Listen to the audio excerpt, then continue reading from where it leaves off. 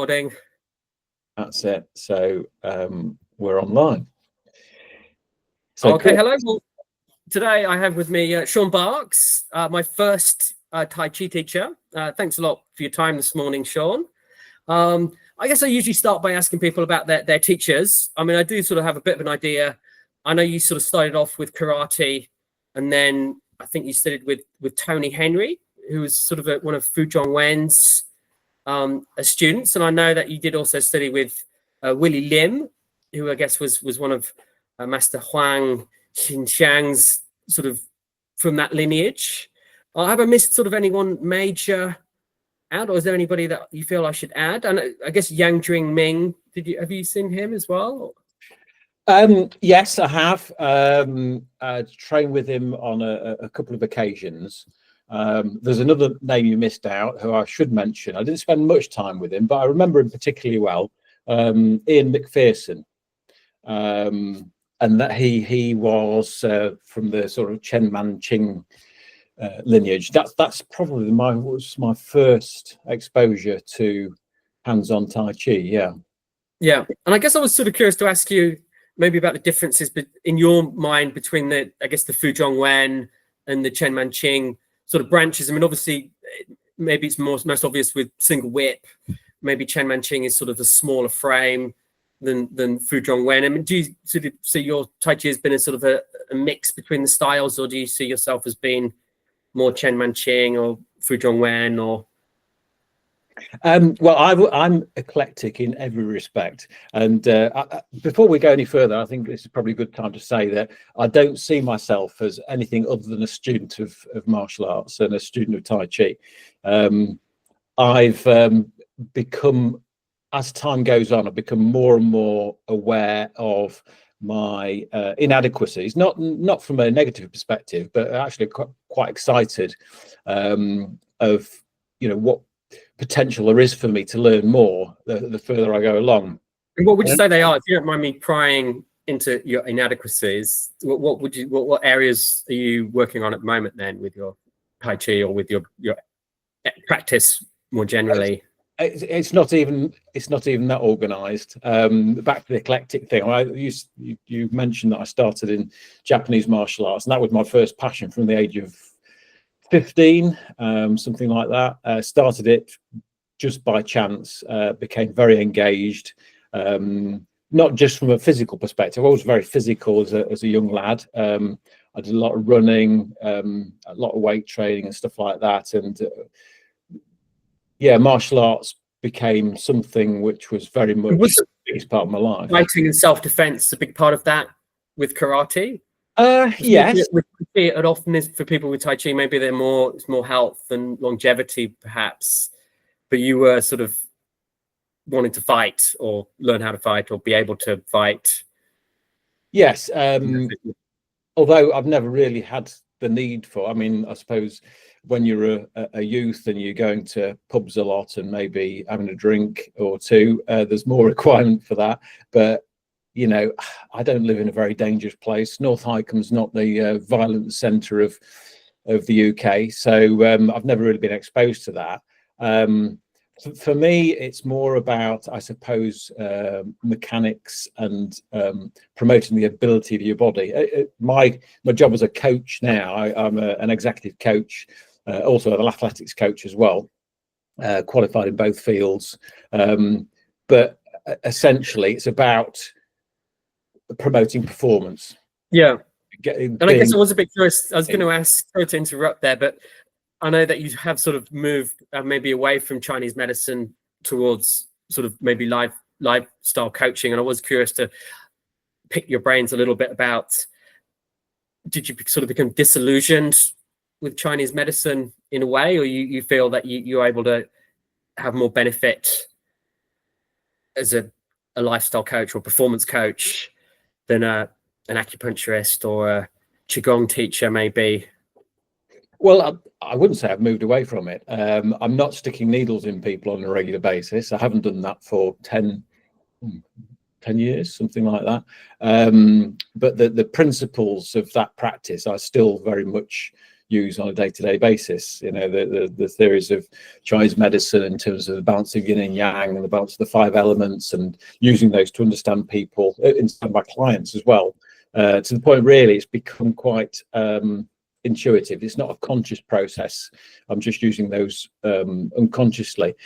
But in my clinical practice, I noticed that I spent quite a lot of time. Let me rewind a little bit. Any medical system has pretty much the same patterns. A patient comes to you with an issue, maybe they have a symptom or a collection of symptoms that's causing them problems, and you look at those symptoms, you ask a number of questions, you do various tests, you collect data basically, and then once you've got sufficient data, then you start sort of sifting out and trying to establish some sort of pattern.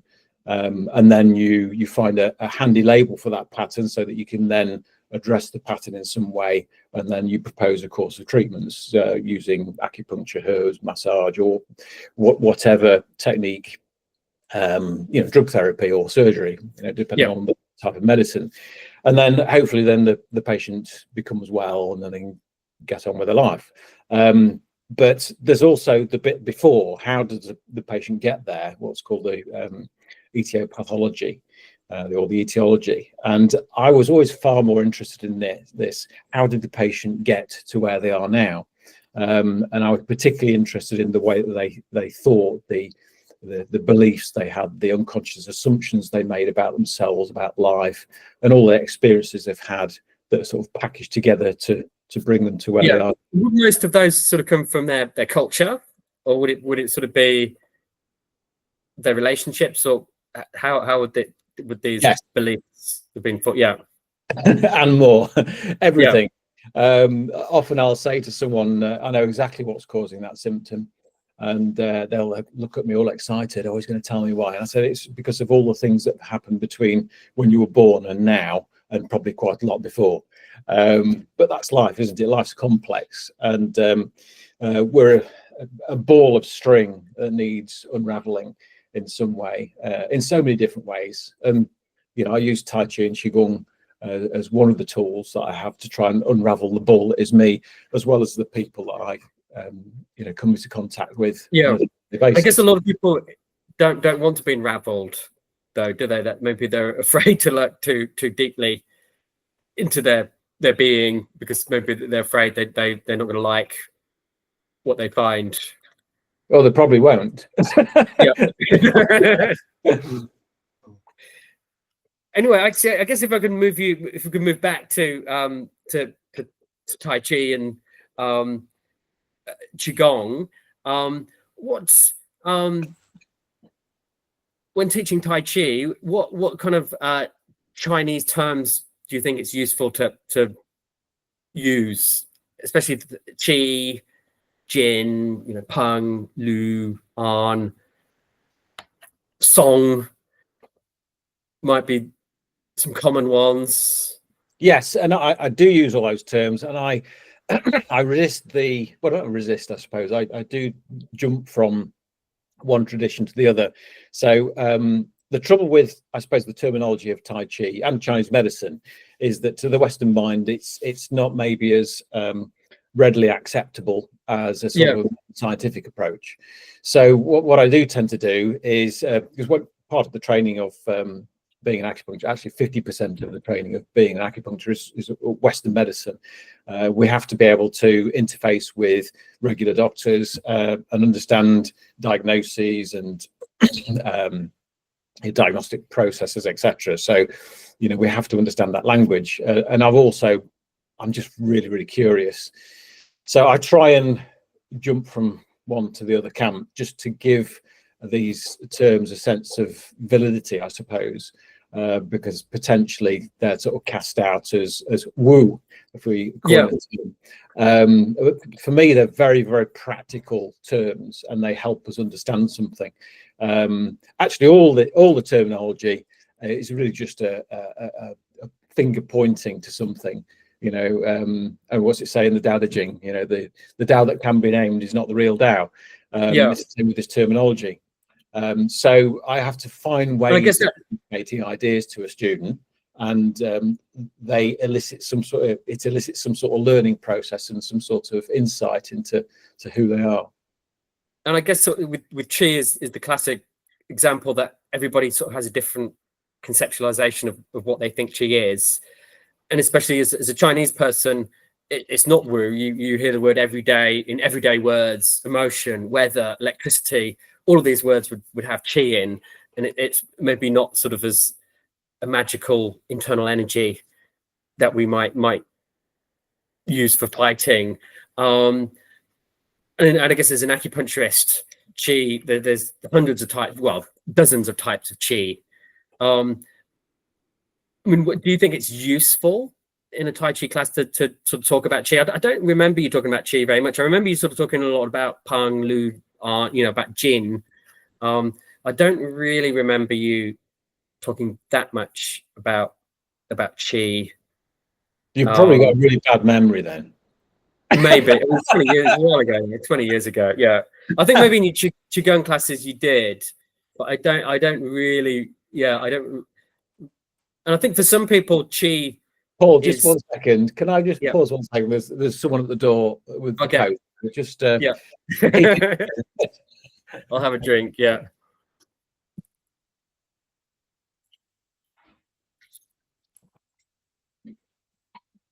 Hi. There you go. Thanks very much. Oh.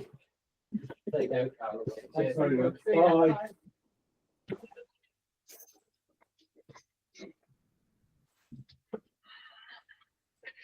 My supply of drugs. Lincoln Tea Coffee. I thought you were more of a tea drinker. I thought you were more of a green tea drinker. Well, I was asking you about qi, and I guess how would you explain qi to if a student says, "Sean, what's qi? Tell me about qi."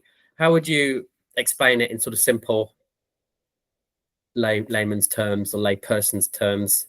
I would say that it's a really useful term that functions as a on one level as a metaphor to describe a collection of all sorts of things that we see in a sort of modern scientific perspective.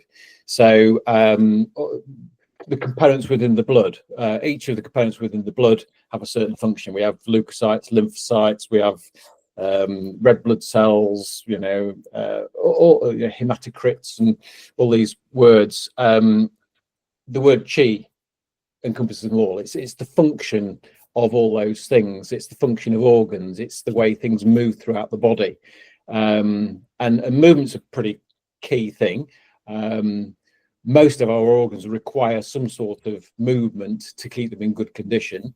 And that's one of the, we'll probably get onto the idea of internal martial arts. And my perspective on internal martial arts is that there's stuff going on inside the core of the body. Tai Chi can be performed just with the exterior, and you can see it immediately. Anyone with an eye for these things can just see Tai Chi that's done internally and Tai Chi that's done purely externally. And there's what is it that you would notice is the difference? Well, in the way that the body's moving, for a start, the style of movement, but also the depth of the movement as well. We talk of the 5 bows in Tai Chi.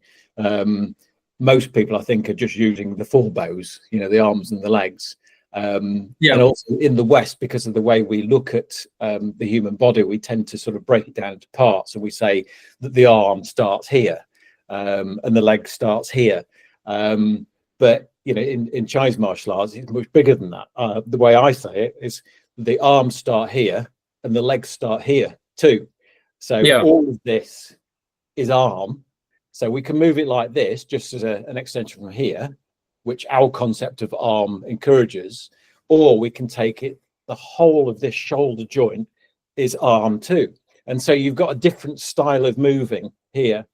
And it's the same with the legs. If you lift your leg up from your midsection, then you're recruiting a whole range of muscles that wouldn't normally be recruited if you're just lifting it from the inguinal groove, for example. Yeah. So for you, the internal would be engaging the muscles of the torso, or is that seems whole maybe thing. not enough? Yeah. The whole thing, and connecting everything as well. So there's a connection between what's happening at the floor, because obviously as we stand on the floor, there's lots going on between our feet and the floor in terms of the sensory connection, the And you're reading. quite into barefoot stuff, aren't you? That's sort of you do a lot of barefoot running, and even in the UK, walking around with bed. So I was quite surprised when I moved to Australia how many Australians walk around with bare feet. I was quite shocked to see adults walking around the street in bare feet. But I saw yeah, that but doing it, when I was in Australia. You know, I looked around and thought, oh, I'll be happy here. yeah, It is a bit warmer though. it does. Yeah, I mean, I don't think I'd want to do it in the UK very much. You'd get used to it. What else have I got on my list of questions? I guess we mentioned sort of internal. I think in our sort of messenger discussion, you briefly mentioned traditional martial arts, and I think, what did you say? You said none of these traditional martial arts were developed for the purpose of sport. So I guess what is the difference between a martial art and a sport, or a sports martial art and a traditional martial art and a fighting martial art? Are they all essentially the same, or is it just the area of focus? Or it's actually the second person I interviewed, his YouTube channel is called In Defense of the Traditional Martial Arts. So his take on it was that traditional martial arts have sort of stopped evolving, which maybe is a little bit unflattering, perhaps. But I think MMA has sort of had a huge impact in terms of people who want to fight go and do jiu-jitsu and Muay Thai. They don't go to a karate class or a taekwondo class anymore. So I guess traditional martial arts have sort of, do you think they've changed since the 90s or 80s in terms of why people are going to a karate class or a traditional martial arts class? Or Well, things are changing all the time. I mean, actually, I don't know how these arts came about. I can't, because I wasn't there. Not to my knowledge, anyway. But what I can say is that things are evolving all the time. Sometimes in a good way, sometimes in a bad way. But it depends on the individual. It depends on what you're trying to achieve, really. I think one of the really useful phrases that I've taken from traditional Chinese thinking, classical Chinese thinking, is that the yi leads the qi.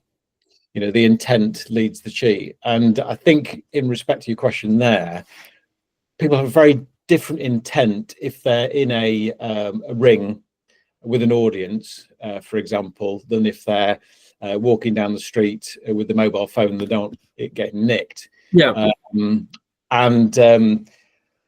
know, in a real life self-defense scenario where someone's either trying to take your money, take your possessions, or do you over no good reason or whatever, there's a very different set of psychological dynamics going on.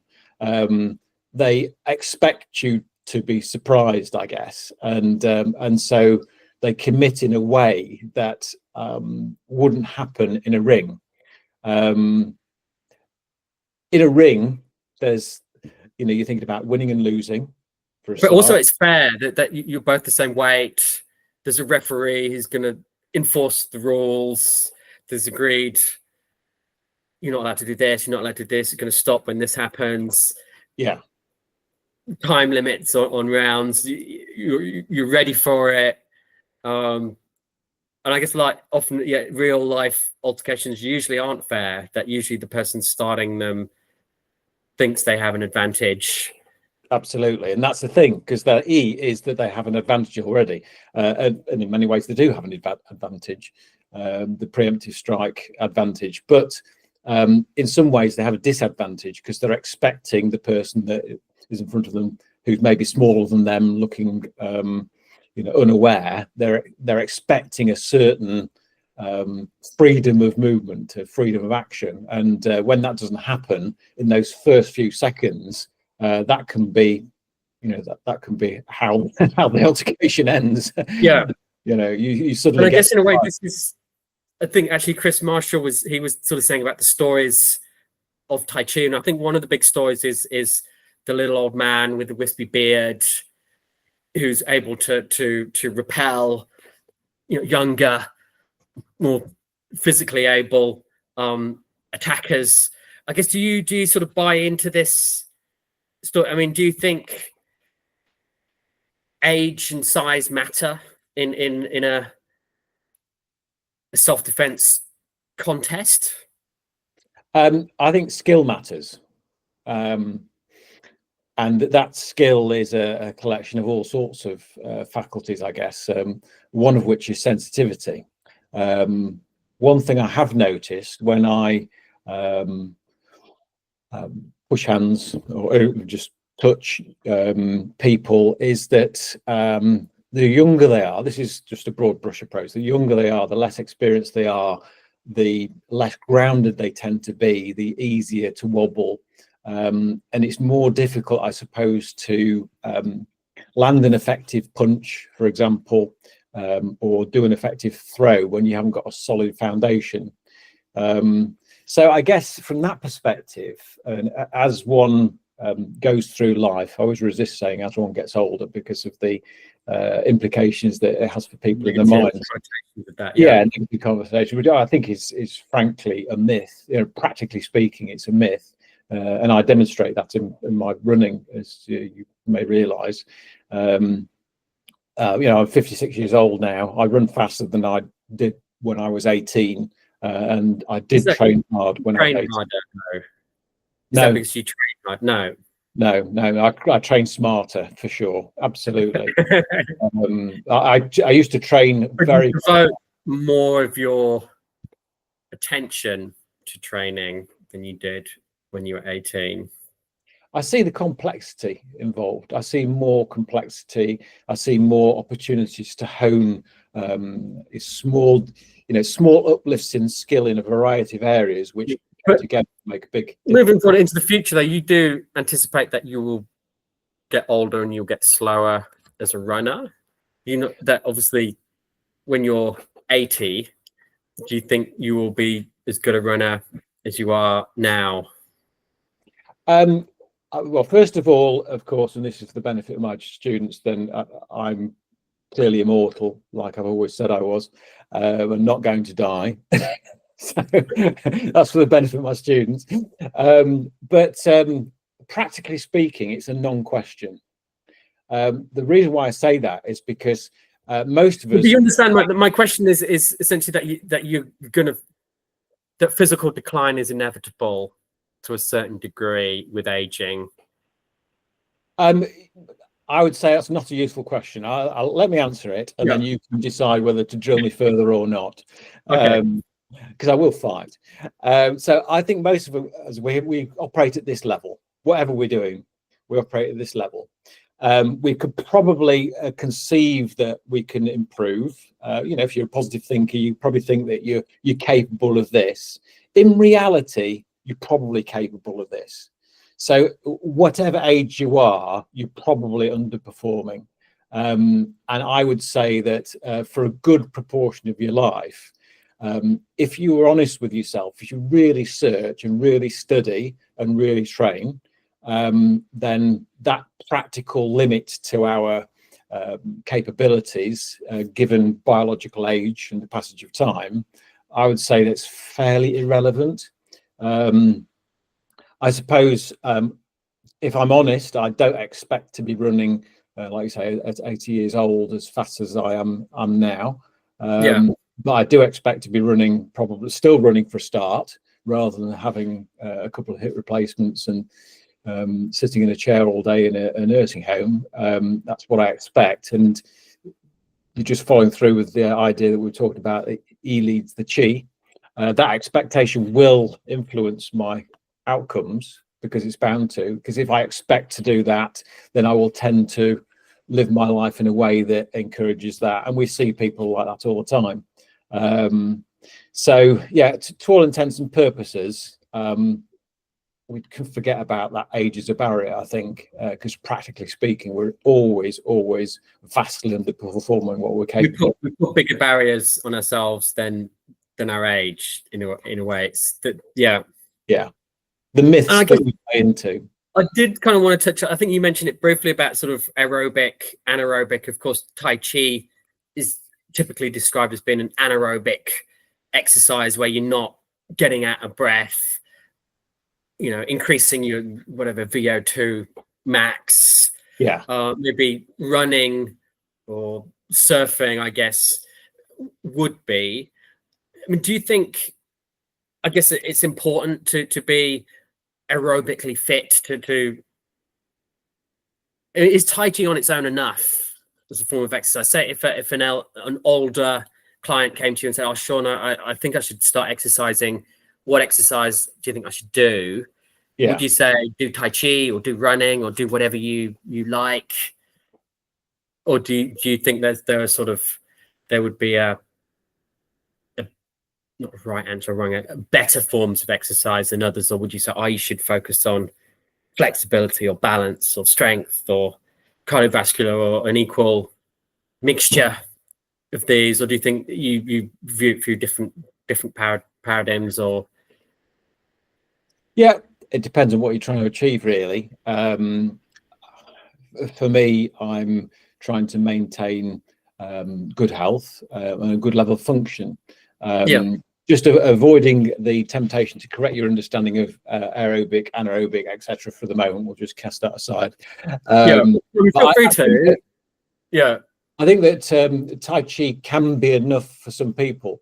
Movement's really important for human beings. You know, it's if you don't move, you die. Basically, you have what I always say is a long, slow, miserable death. So it's important to move. I guess this is sort of low impact. It's I guess maybe more accessible form of exercise for people who maybe are in not very good shape compared to long distance running, perhaps, where if somebody's sort of got knee injuries or haven't done exercise in a long time, a Tai Chi class would seem easier than a 50-minute run. It might seem that, but it's not always the same.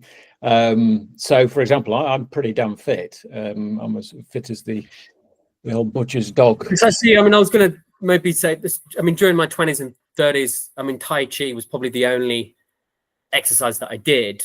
But when I came to Australia, I sort of, you know, I do a lot of surfing. I go to the gym now, and I do feel I'm kind of in much better shape with the surfing and going to the gym and the Tai Chi than I was just doing Tai Chi.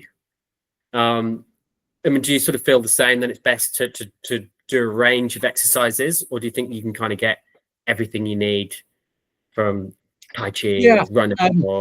I would say this is less of a feeling, more of just an obvious fact that human beings evolved in a way over millennia, needing to do all sorts of things. So what do we need to do as human beings? We need to be able to squat. We need to be able to walk, run, throw, climb, crawl.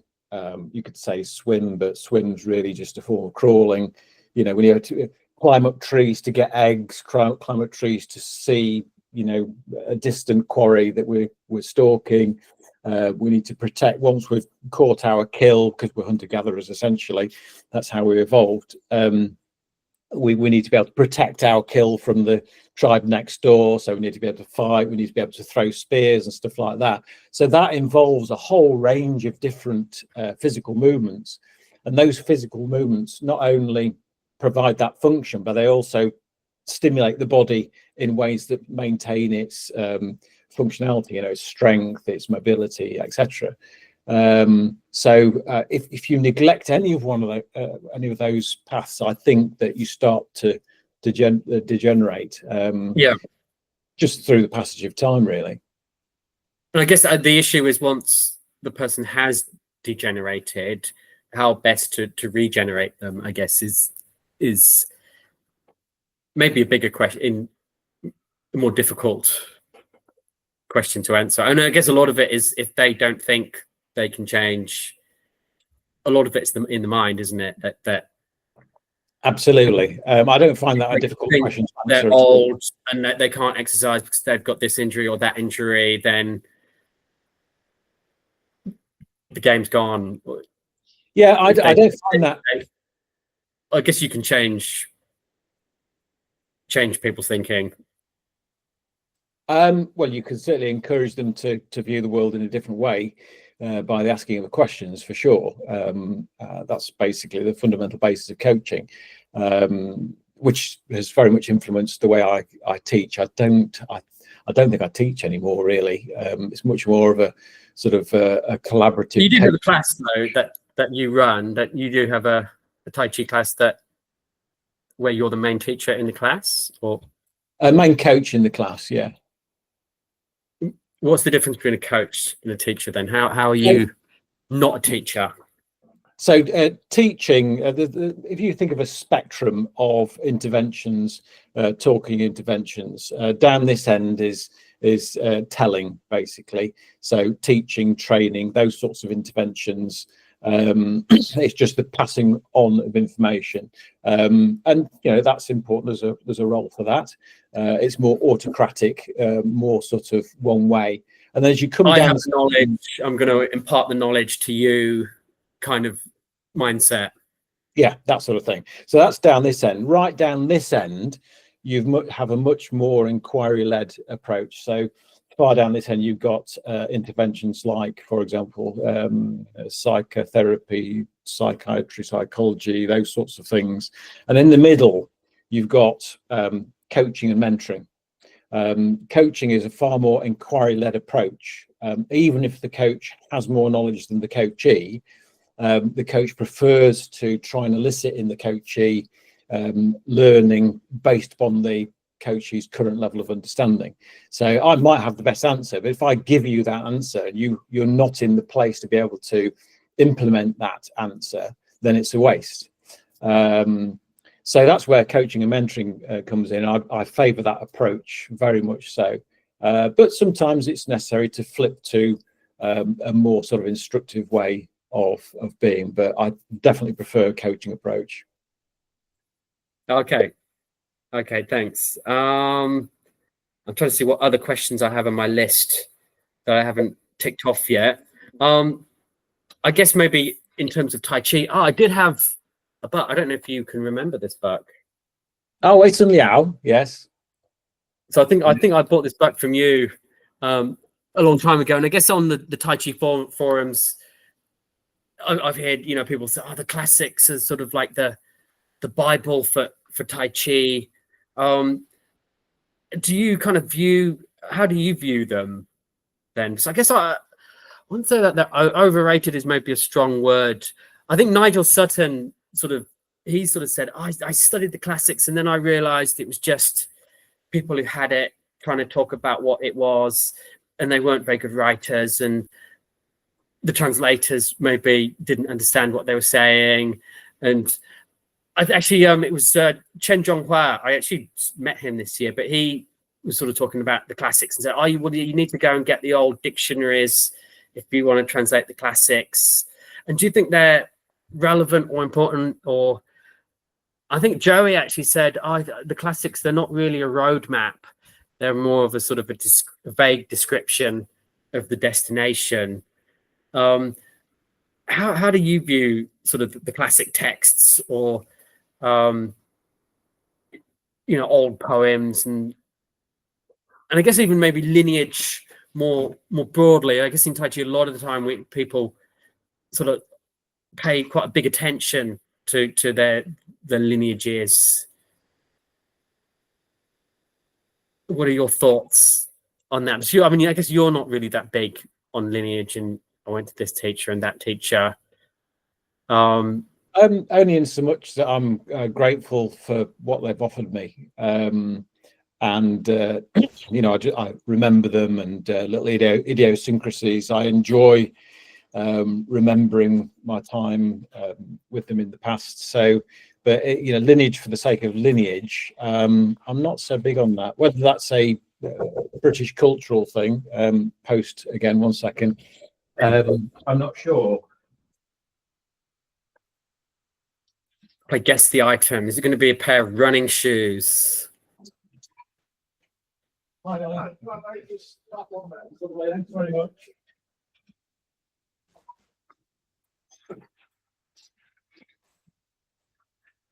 Yeah, one of the downsides of working from home and having kids still living at home is you have to get their parcels. And I thought your kids would have grown up and flown the nest now. I guess maybe they can't afford to nowadays then, or they have it too good.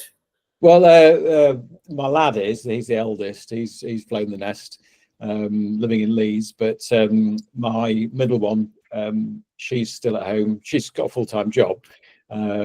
She's a teacher now, but she's probably not going to be leaving for another couple of years. Just saving up for deposits on houses and stuff like that. It's so much more difficult for kids nowadays, isn't it?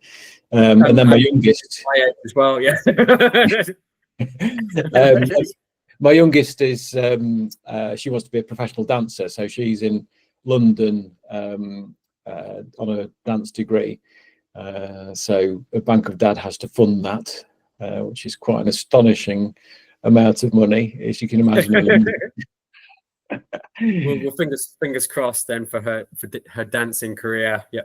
Yeah, absolutely. So if there's any students, could have made it to accountancy, Sean. That would maybe AI is going to kill off the accountants. Well, we'll see. Well, AI is going to kill off everything, isn't it? Well, actually, I've got a more positive approach to that. Have you actually had a chat with, say, ChatGPT about concept of qigong? Yeah, no, I have interacted with ChatGPT. I did like it. I mean, it's not really intelligence. It's more they're plagiarizing stuff that intelligent people have written. But it's definitely going to change things. I mean, it's definitely a big. I mean, it's certainly for academia. If AI can do all the assignments on all of the university degrees, it kind of makes them pretty much meaningless. But I have a more positive view of that. I've no doubt you'll my cynicism. Yeah, I think it's very, just to link this, actually not segue, but link this back to your original question about the classics, is that I see the classics as a tool to further my understanding, and classics exist in every field of life. So, for example, I'll find myself reading about Aristotle's views, Plato's views. It doesn't matter what field there is, there's always some classics. There's some poetry classics that some very difficult for any one person not to have heard of. Who's not heard of Shakespeare? But it's difficult to access. I actually do think Shakespeare's overrated, though. Do you? Yeah. Well, that's your opinion. Yeah. Yeah, in one way, everything's overrated and everything's underrated. But with regards to the classics, I still see them as a valuable tool to help you understand something. There's some simple little phrases in there, like, for example, where the energy comes from in Tai Chi. It's rooted in the ground or in the feet. Guided by the waist and manifest in the fingertips, and that's probably translated in a billion different ways. But it stimulates thinking, it stimulates thought and discussion and inquiry and what have you. And so you're bound to learn. Maybe the quote that always springs to my mind is it using 4 ounces to overcome, I can't remember what it was, 100 of whatever unit of measurement, but using a small force to overcome a large force. Yes, I think is maybe one of the biggest things that with Tai Chi we hope that we don't have to use, that it can be effortless. That I guess we can subdue the large opponent without needing to use a lot of physical energy. Yeah, which is I think an ideal to strive for. Why use a load of energy if you can find a way of using a very small amount of energy, and that's a real thing. 1,000 pounds and 4 ounces. You can see this idea of a big person and a small person. And I've pushed hands with rugby players that are much bigger than me, and I regularly push hands with people. Probably, I'm 10 stone wet through. And I push hands regularly with people who are far larger than me, far stronger than me. You know, their muscular strength is far stronger than me, but I'm able to dominate them, maybe not consistently, but I'm able to dominate them in ways that you wouldn't. I think for me, it depends, because obviously I'm only, whatever, 72, 73 kilos. So I push with people who are a lot bigger than me. And it's, if you come across someone really big who's also really skilled, that's always going to be a handful, even if they're not somebody big who's just skilled at sports generally. You know, somebody who's at 120, 130 kilos, length of arms surely is a huge advantage. Weight and reach. It is a big advantage, isn't it? Being bigger than your opponent.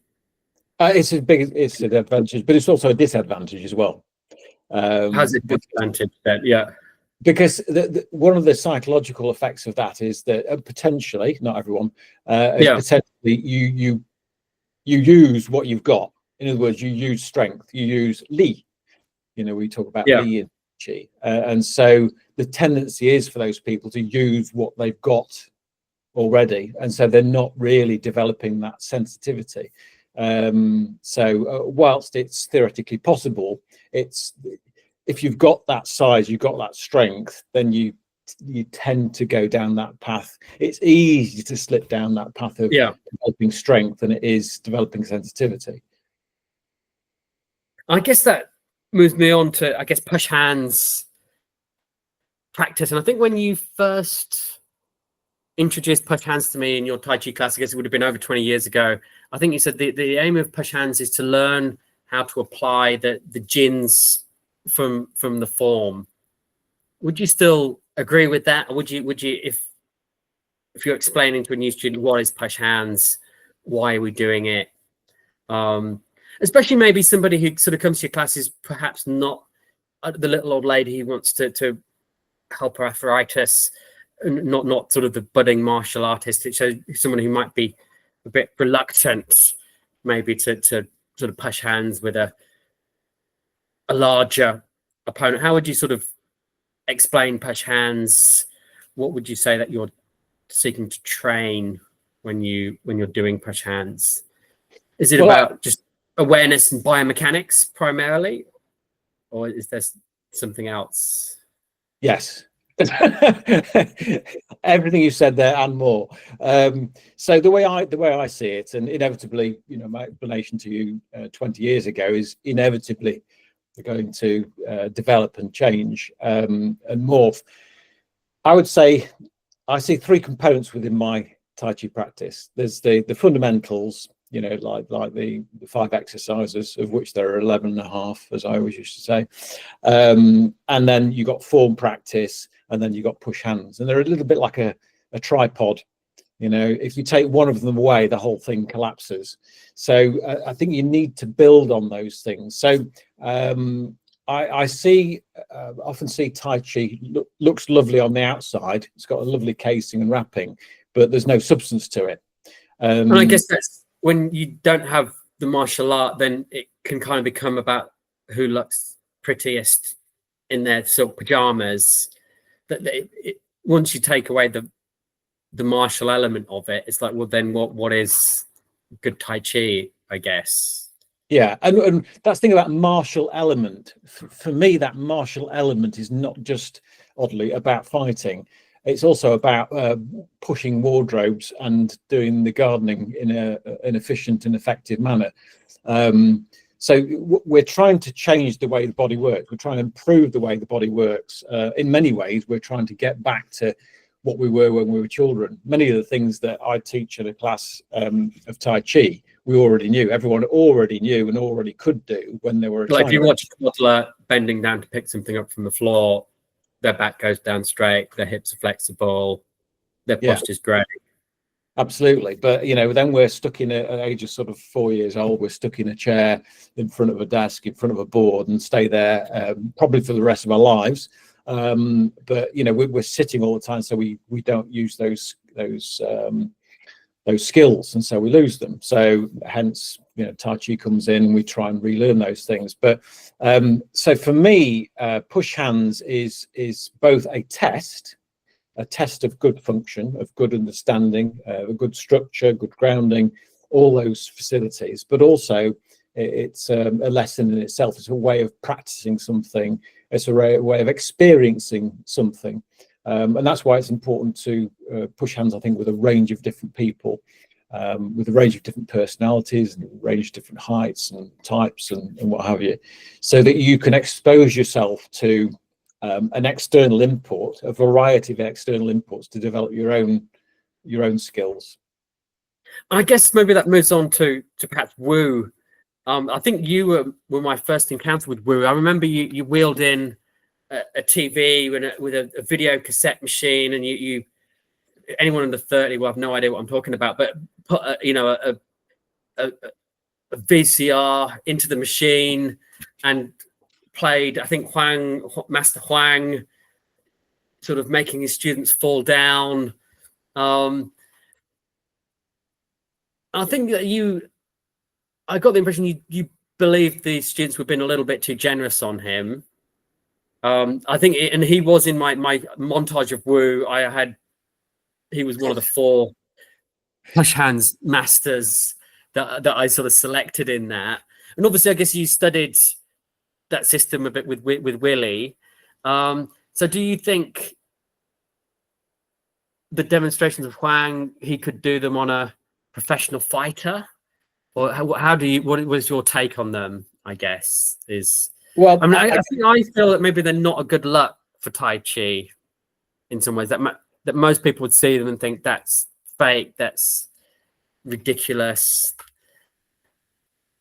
And I guess I have maybe a more nuanced view than that, but I'm still,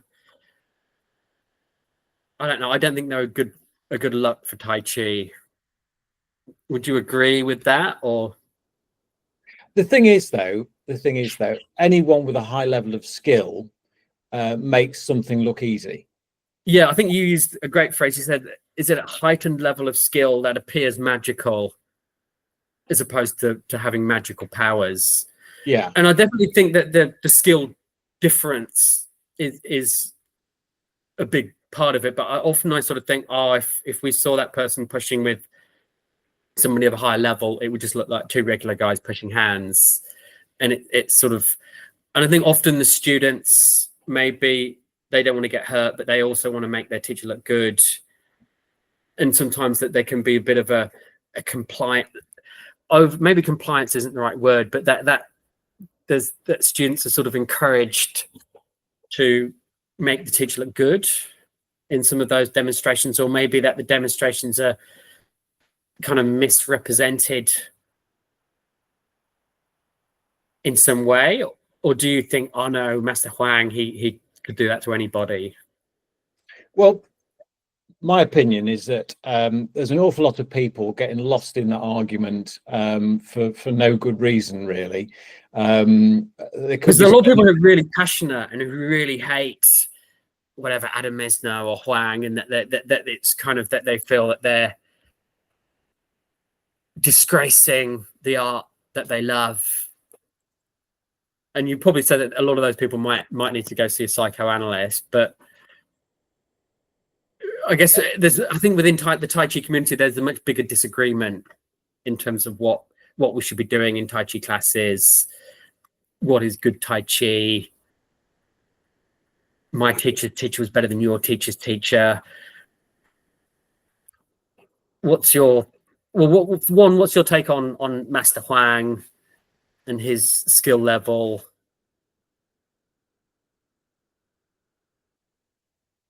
Do you think he was the real deal? Here's the thing, and this is possibly one of the most important things I'm going to say so far during this interview. Yeah. And I hope you take this the right way. In our modern society, I think there's a lot more talking and telling than there is listening and hearing. And so, for example, I've been observing you throughout this interview because that's what I do. You know, that's my job, to observe people. It's I don't even try. It just happens. And partly maybe because of the technology that we're using, you've been listening and then you've stopped listening and you've talked over me. So I've been halfway through a sentence and not be able to complete that sentence. Yeah. And this is basically, I think you're very curious, you're very passionate, and you're very inquiring.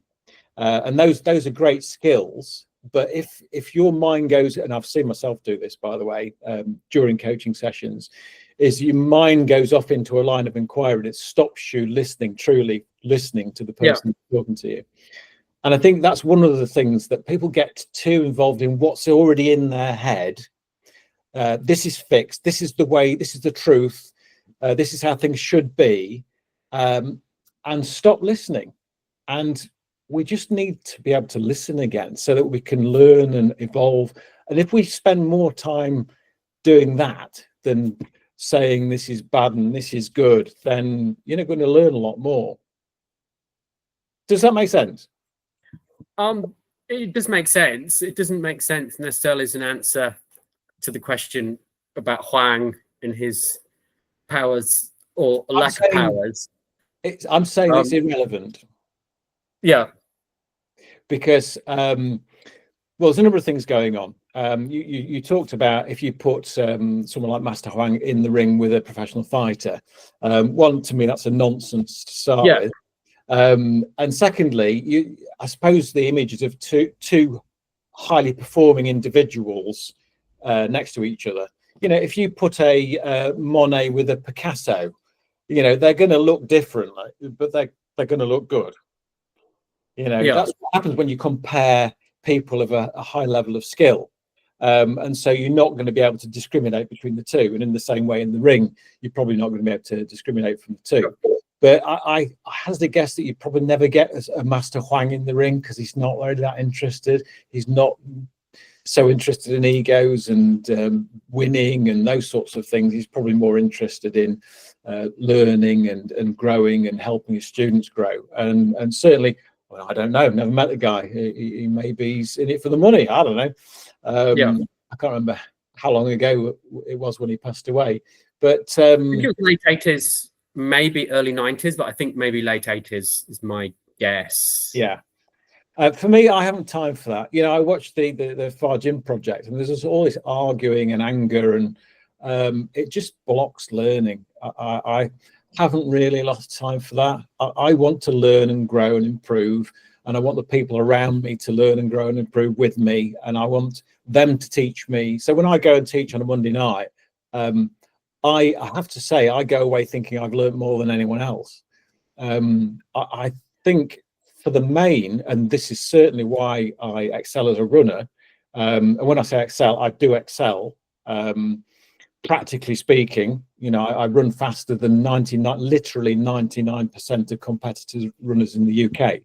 I'm 56. That's regardless of age. I'm faster than 99% of the competitive runners.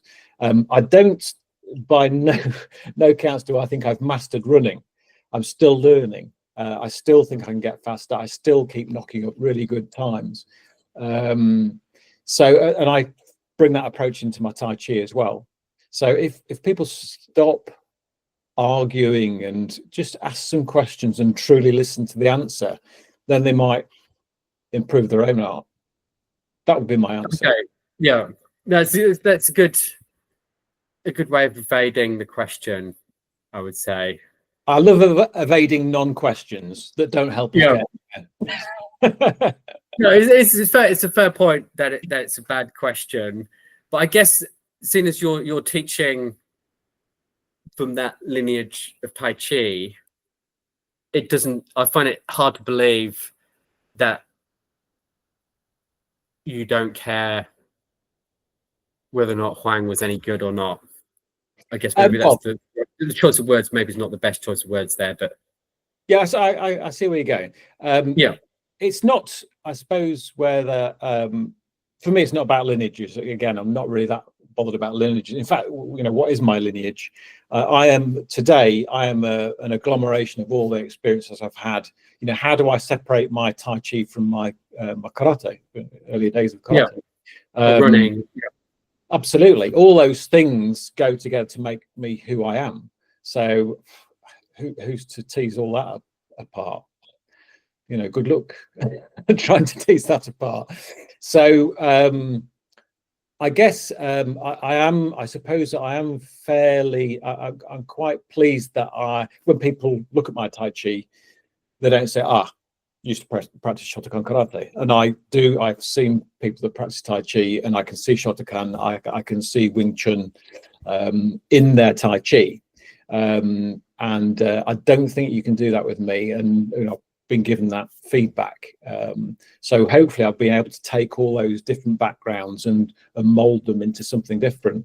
One of the things Willie Lim, I always remember him saying to me, I don't know whether this is his own or someone else's, he said that there's only two styles of Tai Chi, right style and wrong style.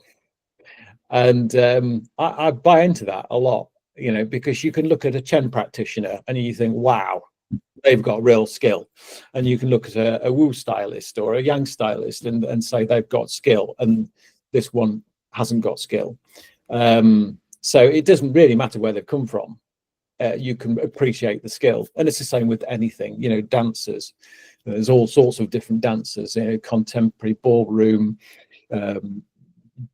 ballet. You can spot skill when it's there, or certainly if you've got a certain appreciation of movement. I guess in Tai Chi, how would you spot it in Tai Chi then?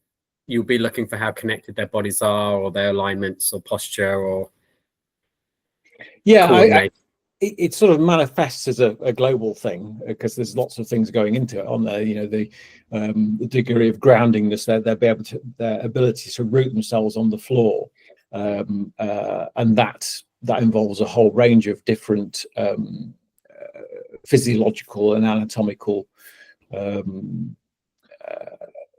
facilities within the body.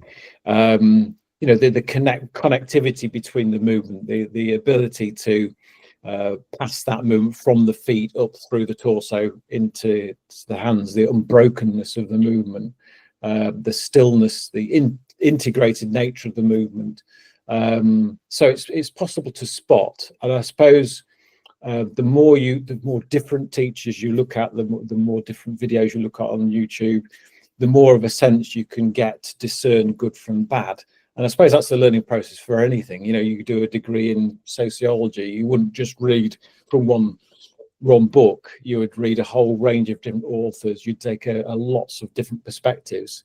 And as a result of that, you would sort of grow your own understanding of the field. Actually, I think you mentioned movement, and that kind of made me think maybe the one question I guess I have left on my list was actually about standing practice. I think you were maybe I have seen quite a few teachers who have done standing, but I think you were maybe the first teacher that I had that sort of taught zhan, zhuang, standing postures. Obviously, I guess with no movement or very minimal obvious movement. How would you how would you describe the benefits of standing practice, or do you still do any standing practice?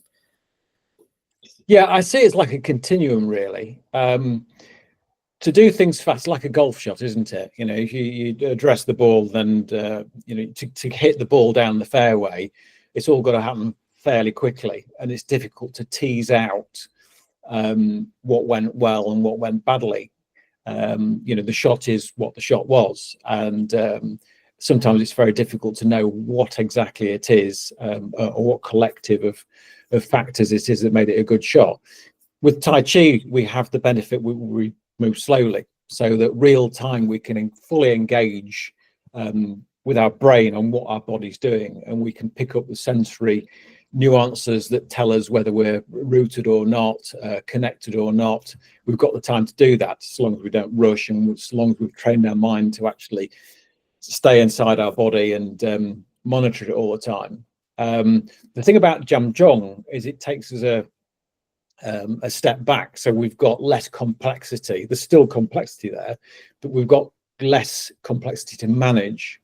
You said you used the word obvious movement, and I think that's key, because for me there is definitely movement during zhan practice, because there's this feedback process going on. As you stand there, you're reading what's going on in the body. You're thinking, right, yeah, my left shoulder is a little bit tight, it's up, maybe forwards, so I'm going to adjust that. That's causing my weight to alter on my base. I've got too much weight on my heels, or this sensory process is going on all the time. So then you need to adjust how your body is in that moment. And then there's subtler things, and this is where I think the word qi becomes useful, because those subtleties manifest in different ways. So you could hold your body in a certain way that causes your hands to feel cold, your fingertips to feel cold, and then you can adjust your body, and you can feel the body opening up and allowing the qi and therefore the blood to flow to the extremities. So that sensitivity to the qi flow, which for me is a very real thing, it's not this magical component that people are conceiving as they misunderstand what qi is in the Chinese language. Lots gets missed in translation, of course, in any language, but it's the collective of all those. It's a collective of our blood flow, the bioelectricity that flows through our body. We are electrical beings. It's the lymph flow. It's all those things. I like to see it as like a series of hose pipes, as a metaphor. If there's a kink in the pipe, then the flow's not going to be great. So if you notice that kink and you open it up, that'll improve the flow. So for me, zhan is that process where you don't have to think about gross movement. You don't have to remember a series of. In a way, there's sort of a very low cognitive load that. Yes. In maybe in more psychological terms, maybe. I'm going to use that term from now on and tell everyone it was my own.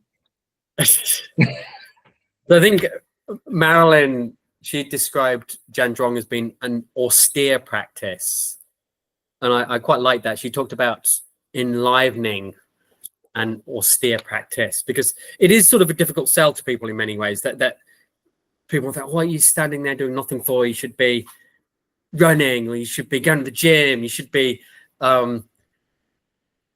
doing something more active, I guess. That it is I guess it's the easiest thing to teach in terms of choreography, but it's the most difficult thing for students to practice in terms of self-discipline, I guess, or intent, or willpower, or I think that's where things like push hands comes in, and any sort of expression of skill, because if you're sat on your butt and I'm still stood up, then you want to listen to me. If I'm finishing a half marathon a mile or 2 miles ahead of you, and I'm 56 and you're 23, listen to me. There's something. It's back to this inquiry, this desire for society to tell people stuff. You should be doing this, you should be doing that. How do they know? They need to ask questions to find out what I want to be doing. I think if we ask more and better questions, we're going to learn more, and we're going to have a better society as well. Do you know what the word for question is in the Chinese language? No, but I could probably imagine. In Japanese, it's shitsumon. Well, it's wenti, but in the Chinese language, the word for question is the exact same word for the word for problem. So if you said in Chinese, I have a question for you, that's exactly the same as saying, I have a problem for you. I always thought that is maybe in their society, maybe they're not encouraged to question, definitely authority, but maybe I guess it's the Confucian influence as well, that they're much more likely to readily accept what's told to them by sort of authority figures. But no, I guess that's, and questioning can be a difficult thing culturally, I guess, as well. I guess that there needs to be, if I'm just asking lots of questions, that can come across in some cultures as being quite aggressive or rude. Yeah. Or irritating. Yeah. All of those. Yeah. Inappropriate. Yeah. And that's, it's a cultural perspective. I think a lot is lost. Having lived in Japan and learned the language, and not just learned the language, but also being exposed to a way of thinking. There has to be a difference in thinking style. Even their humor is inevitably vastly different to ours. And a lot of the martial arts traditions get lost in translation. And we just sort of import those things into our culture and don't really understand what's going on. And I think that's a shame. Probably the same for Chinese. I only spent a very limited amount of time in China, but the same will go on, isn't it? Yeah, no, I mean, I think that they, in a way, they would probably be offended by the comparison, but they are both sort of Confucian influenced, I would say, in terms of their attitudes towards authority, tradition. I think that there would be similarities there, but they probably wouldn't want to admit it in a way. Yeah, totally. Okay, well, thanks so much for your time and also your insights today, Sean. I've really enjoyed our conversation. I think I'm pretty much out of questions for you at the moment. That's because we weren't doing this over beer. You see, yeah, if we'd been drinking some fine ale, we'd have had far more conversations and probably lasted. Yeah, I guess maybe my final question would be who are the most skilled people who you've sort of touched hands with? Has anybody sort of wowed you or wooed you? So did you get the pun there? See what you did there. Yeah. And I think I've maybe only have one sort of real experience that I would say was a little bit woo-woo in terms of that it was a guy in Malaysia who was sort of able to move me, lead my hands, lead my arms where I didn't want them to go, I guess, that without using any force. Yeah, it was just kind of, I felt, I have to go there now. Yeah. And have you sort of had any similar experiences, I guess, or? Yes. On both sides of the fence, actually. I've experienced me doing woo, if we want to call it woo. Yeah. But really, I think we've both come to the conclusion, I think, between us that woo is really just a very high level of skill that looks easy to perform. So, for example, I've been in push hand situations where all of a sudden the student's flown across the hall and I've not really done much at all. And all that's happened really is I've been able to lead them into a very weak position. Coincidentally, they've committed and I've got out of the way and added a little bit of my own. And they've just flown across the floor. Unfortunately, I've never been able to repeat that reliably. And I guess the skill is to be able to repeat that reliably. To be able to do it with anyone and not just at will. That one person in that one situation. Yeah. And when you say anyone of that level of skill, because of course it's not anyone, because you might find someone with your level of skill. In fact, there's a form of jinn that Yang Jungming's book on Tai Chi theory and Tai Chi Ching. He has a very sort of structured chart of the different forms of jinn, and one he calls false grazing jinn, I think is his translation, and he talks of it as being the highest level of jinn in Tai Chi. And there's this. So what was the translation again? What grazing? Grazing jinn. Grazing, as in rubbing together, I guess. Well, they're able to kind of to get them just like this, I guess, just from the fascia almost. That Yes, but he talks of two masters facing off each other. He's using a metaphor, I guess, or an analogy. Two masters facing off each other to have a duel.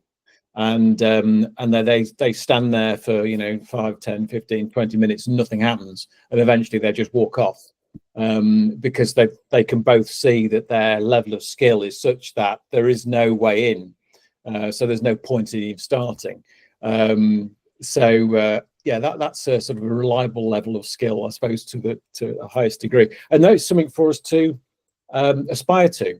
Why not aspire to that? In martial arts tradition, we often aspire to perfection. We know we're never going to actually reach perfection, but it doesn't stop us aspiring towards that. And that's not a new notion. That's been held in all sorts of philosophical traditions throughout history. And I guess, what about as a student? You mentioned that you'd experienced it as the giver of Wu. What about as the receiver of Wu? Yeah, let's call it Jin. Yeah, okay. Let's call it Jin. Particularly with Tony Henry's and also with Willie Lim, I remember specific situations.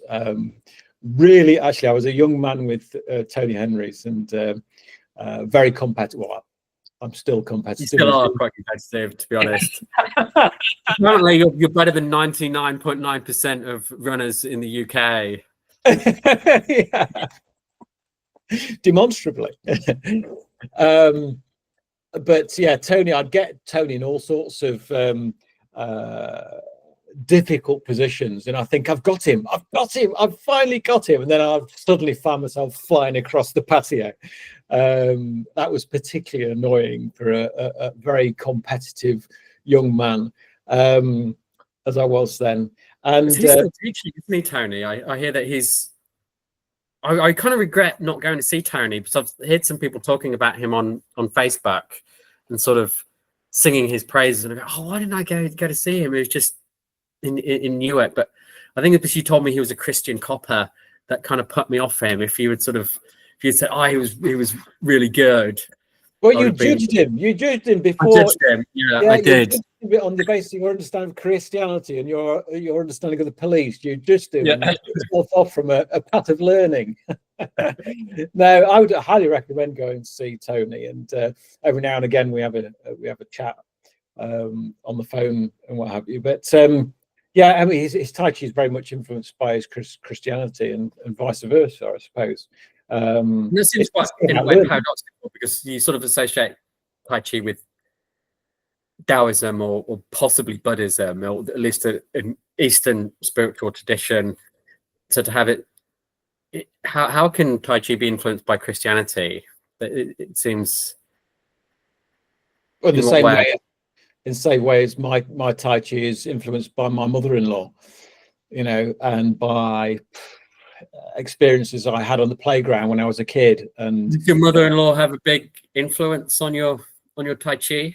No, but she can't not have had an influence. Everything that I've experienced in my life today, by definition, has to have an effect on my Tai Chi.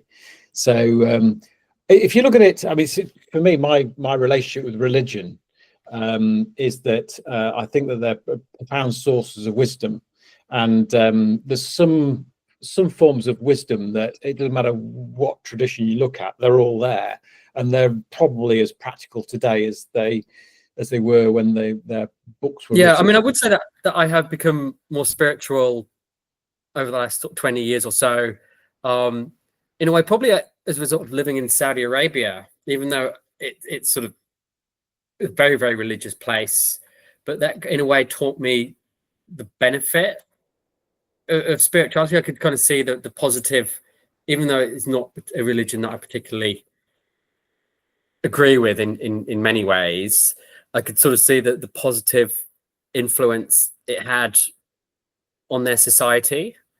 And I think I do. do practice a lot of meditation, even though I don't consider myself a Buddhist. I do practice Buddhist meditation every day. So I think that, yeah, I have become more spiritual, but still find it hard to envisage how Christianity can influence his Tai Chi other than just influencing him. Well, to a certain extent, it's obvious that you will find it difficult to envisage, unless, of course, you dive into it and fully absorb yourself into it and read it with an open mind. You know, the way you just described living in the Middle East and viewing the religions of the Middle East sort of puts a barrier up almost between you and potentially understanding something. I think we just have to throw away our expectations and our assumptions about things in order to be able to have space to understand, to allow them. I mean, I guess maybe I associate organized religion perhaps with dogma. Sorry to talk over you there, but you notice this. There's a slight delay. Sometimes it's that you paused and there's a delay, and I think that you've finished your utterance, and that's what it is. It's not always me kind of cutting you off in an alpha male sort of way, or poor. Oh no, it's not. It's not that. It's not that. I know, definitely not alpha male. No, I know you well enough, and I certainly remember our physical meetings well enough to know it's not that. I just understand how your brain works. And by the way, there was no delay on the video when you were in class doing exactly the same thing all those years ago.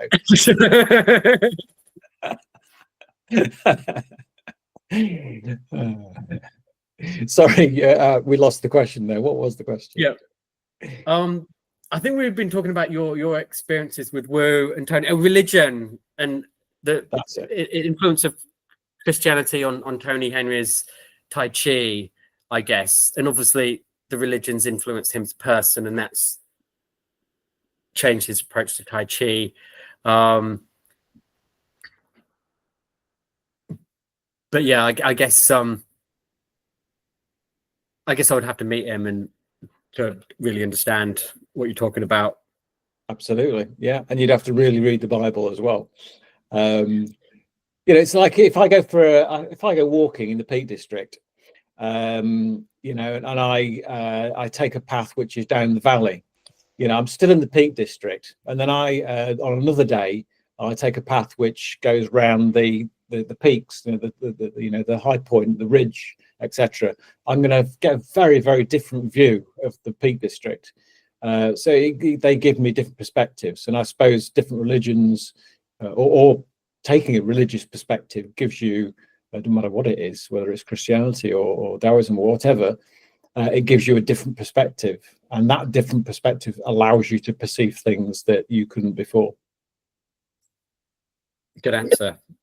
I like that one. Should we finish on that? Can we finish on that note then, or do you have any concluding comments or things you would like to add? I suppose a little bit of advice, if I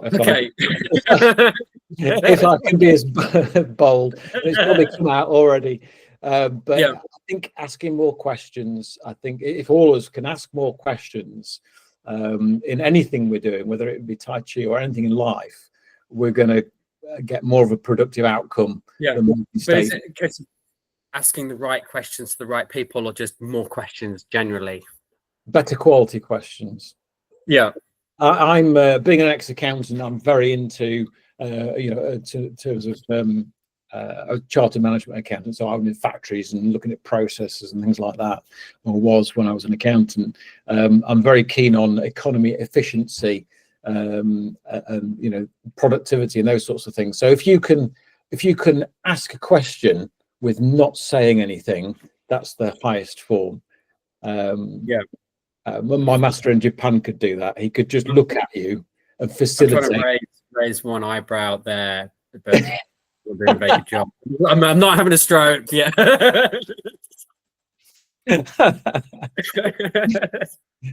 Thanks for your time today, Paul. I very much enjoyed it, and we should do it again sometime. Yeah, no, I've enjoyed it. I guess the reason why I have found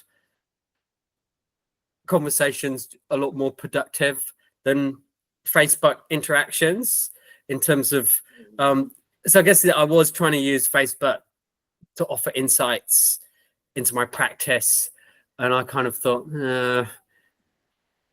it's not really providing insights, but I think having conversations is more productive. I could have spent whatever an hour and a half on Facebook. I don't think it would have provided me with the same level of insight, even if I was interacting with you on Messenger. I think it, in a way, social media is an inferior form of communication than a conversation, and I guess that's what the podcast is more about,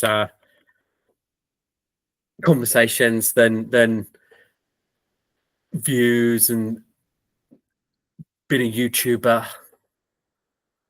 An influencer. Anyway, yeah. So I'm not Call sure. me. Yeah, I'll send you the link when I'm not sure when I'll be. I'll put the episode up, but I'll let you know when I've edited it. I probably won't edit it. I'll probably just, if it's one recording, I'll just put it up as is, I think. Save your time. Yeah. Make it more real as well. Yeah. Oh, okay. Thanks a lot, cool. Sean. See ya. Okay, take care. Bye. Enjoy your run. Okay. Cheers.